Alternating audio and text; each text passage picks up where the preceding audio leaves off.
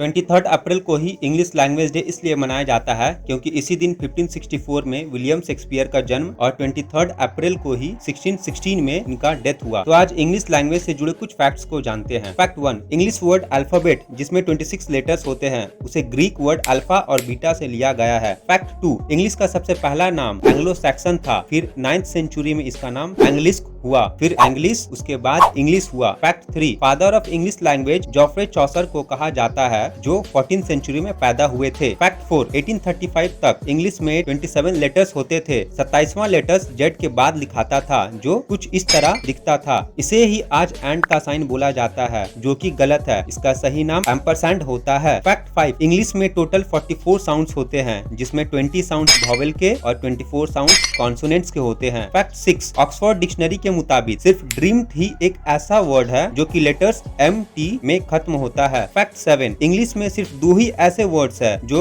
GRY से and होते हैं, एंग्री और hungry. Fact 8, she word 1000 AD के बाद आया। इसके पहले मेल हो या फीमेल दोनों के लिए ही वर्ड का ही यूज किया जाता था। फैक्ट 9, 12th सेंचुरी तक छोटा बच्चा को गर्ल बोला जाता था, चाहे वो छोटा बच्चा लड़का हो या लड़की। 12th सेंचुरी के बाद गर्ल का मतलब लड़की होने लगा। फैक्ट 10, 14th सेंचुरी तक कोई भी लेटर साइलेंट नहीं होता था, सभी लेटर्स को पढ़ा जाता था, जैसे KNOW को कोनो, CHEMICAL को चेमिकल। फैक्ट 11, अनकॉपीराइटेबल और डर्माटोग्लाइफिक्स इंग्लिश के ऐसे लॉन्गेस्ट वर्ड है जिसमें किसी भी लेटर्स का रिपीटेशन नहीं होता। फैक्ट 12, रिदम ऐसा लॉन्गेस्ट वर्ड है जिसमें एक भी वॉवेल नहीं है। फैक्ट 13, इंग्लिश का सबसे पहला पोयम का नाम बियोउल्फ है। फैक्ट 14, इंग्लिश भाषा में सबसे कम लेटर्स के साथ सबसे छोटा सेंटेंस है आई एम। फैक्ट 15, देयरइन एक ऐसा एडवर्ब शब्द है जिसके लेटर्स से आप 9 वर्ड्स बना सकते हैं, the, he, her, hair, there,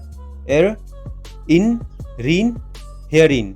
तो इनमें से आपको कौन सा फैक्ट्स आज पता चला नीचे कमेंट करके हमें जरूर बताइए।